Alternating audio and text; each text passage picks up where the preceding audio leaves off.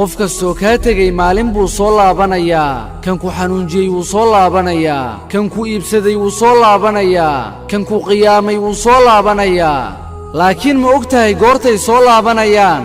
waxay soo laabanayaan markaad joojiso ka fikirkooda waxay soo laabanayaan markuu bogsado dhaawacyaday kuu geysteen oo aad iska ilowdo waxay soo laabanayaan markay arkaan adigoo faraxsan la'aantooda waxay soo laabanayaan markay iyaguna la kulmaan ashqaas qaa'iniin ah markaasi ay u xiisi doonaan wanaagga qalbigaaga sidoo kale u xiisi doonaan saaxiibtinimadaadii waxay soo laabanayaan markay ogaadaan inaad awooddo inaad noolaato la'aantooda noloshaaduna aysan u joogsanaynin dartooda iyo xitaa qof kale waxay soo laabanayaan markay arkaan wax kastoo markii hore xaggooda kaa soo raacay markaad ka maaranto oo ay kaa tagaan waxayna u soo laabanayaan si ay kaaga codsadaan fursad kale laakiin xilligaasi jacaylka ay kuu sheeganayaan wuxuu noqon doonaa wax la iska yidhi oo kuuma lahaan doono xiise gaara iyo muhiimadba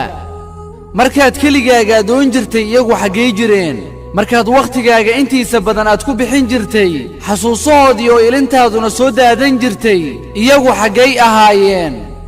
markaad u xiistay ma aadan helin waana kuwii markii horeba kaa ballanqaaday inay garabkaaga joogi doonaan oo aysan ku cidlayn doonin inay dhintaan mooyee xaggay aadeen kadib qofkii kugu iibsada qiimo yar wax kastoo dhaca ha u noqon weligaa naxariisii nabadgeliya xagga alle ka ahaatay dushiina ha ahaato walaalayaal